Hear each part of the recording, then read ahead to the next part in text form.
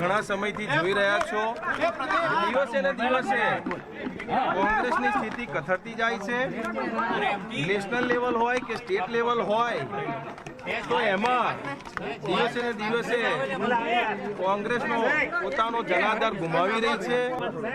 આ પાર્ટીમાં આ માનસિકતા ભર્યા વાતાવરણમાં વધારે પડતો લાંબો સમય રહી ના શકાય.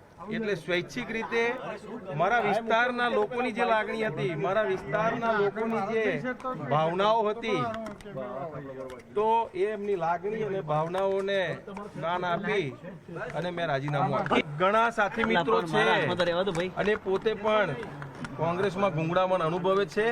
તો આવનારા સમયમાં હજુ પણ કેટલાક મારા સાથી મિત્રો કદાચ કોંગ્રેસને અલવિદા કરી દેશે. હવે 17 માંથી વધારે પડતા બહુમતી ધારાસભ્યો નારાજ છે કામ કરવાની પદ્ધતિથી અને જૂથવાદ ચરમસીમાએ છે. નવા કાર્યકર્તાઓ, નવા ચહેરાઓ, યુવાઓને પાર્ટી કોઈ પ્રોત્સાહન આપતી નથી. દિલ્હીથી સ્વિચ ઓફ થાય એ રીતે ગુજરાતનું નેતૃત્વ કોંગ્રેસનું અમારું કામ કરી રહ્યું છે.